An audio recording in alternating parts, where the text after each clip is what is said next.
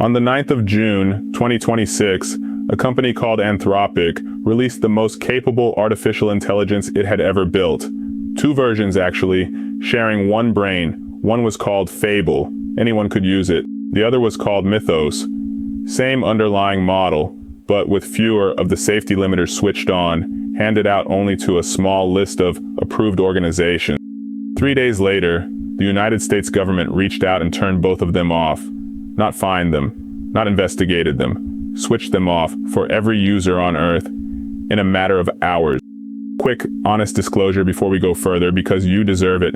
This video is about Claude, an AI made by Anthropic, and parts of it were produced with help from that very same AI. So I'm going to do something specific all the way through, give you the government side and the company's side, and clearly mark what's confirmed by documents versus what's only been reported secondhand. This isn't a cheerleading video and it isn't a hit piece.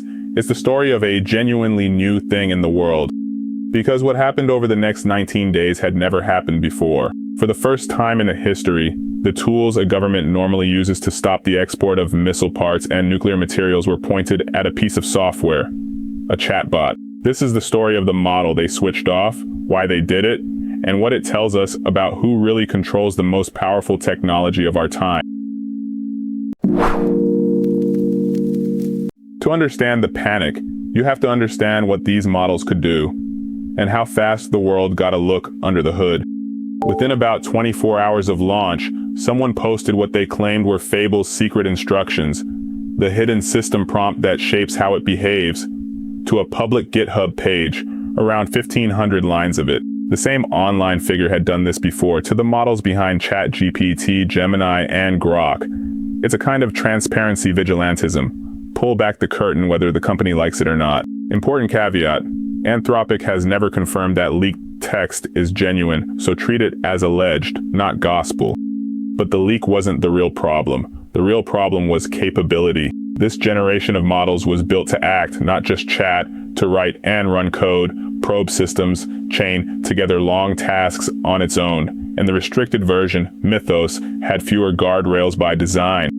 Here's where I have to be careful with you, because this is the most explosive claim in the whole story and it is not fully verified. According to Senator Mark Warner, the director of the NSA told him that in an authorized security test, the model was able to break into, in the senator's recounting, almost all of the classified systems it was pointed at within hours. I want to be precise, that scope is a senator relaying a private conversation. It has not been confirmed by any document, and Anthropic has contested characterizations like it. What is better established is that an authorized red team test happened around June 11th, and that whatever it found, it frightened serious people very quickly.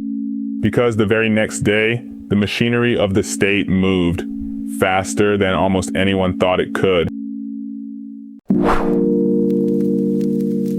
June 12th, 2026.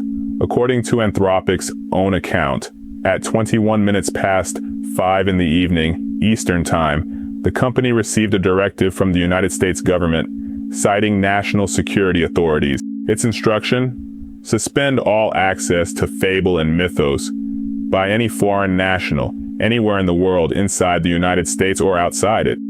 Let's name the tool precisely, because the precise name is the whole point.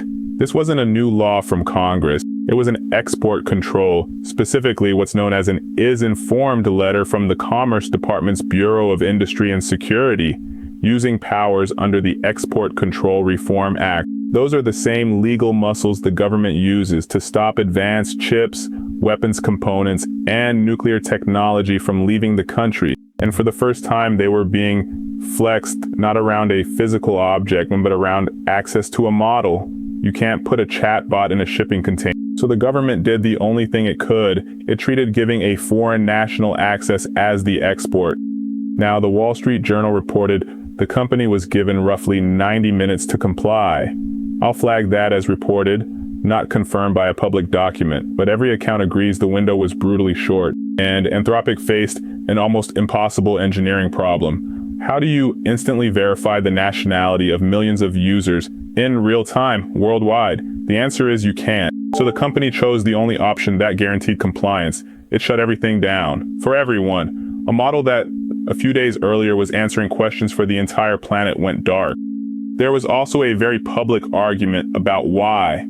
A senior White House official, David Sachs, claimed on social media that Anthropic's chief executive had refused to fix the underlying flaw. Anthropic disputed that we may never fully reconcile the two versions, but the disagreement itself tells you how high the tension ran. So began 19 days of darkness, and here's the twist almost nobody predicted. Switching off the most powerful American AI didn't make the problem go away, it exported it.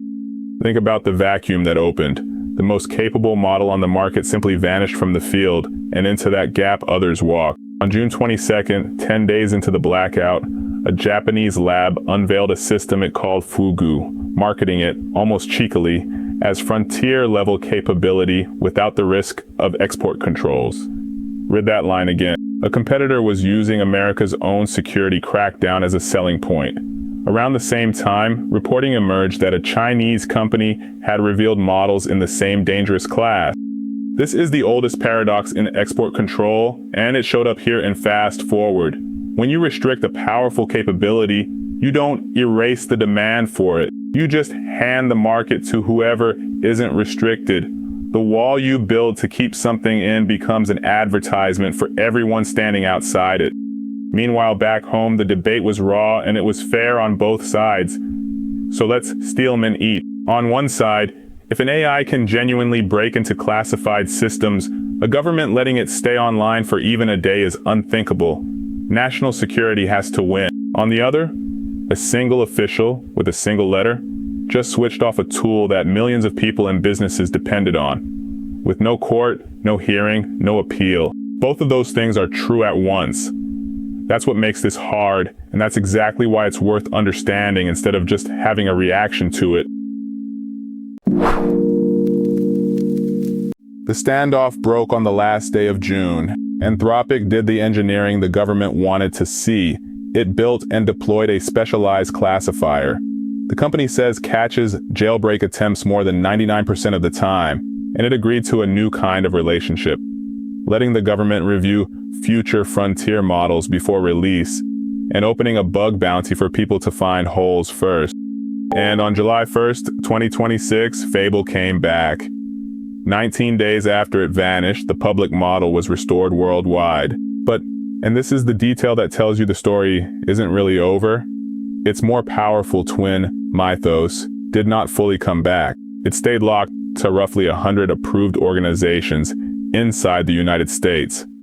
2 keys to one door, one handed back to the public, one kept in the government's drawer. So what do we actually take from this? Step back and the shape is clear. We've entered an era where the most powerful software on Earth is being governed with the same tools we use for weapons, and where a single letter sent at 5:21 on a Thursday can switch off a technology for the whole planet. Whether that's reassuring or alarming depends on where you sit, and I'm genuinely not here to tell you which. What's not up for debate is that the line between software and strategic material just moved permanently. Let me close where honesty requires. Some of this story is nailed down in public documents. The launch, the suspension, the classifier, the return. Some of it, the 90-minute window, the scope of that security test, rests on reporting and on what officials have said, and I've tried to flag every one of those seams as we went. And yes, this was an episode about a powerful AI, told with the help of that same powerful AI. Make of that what you will.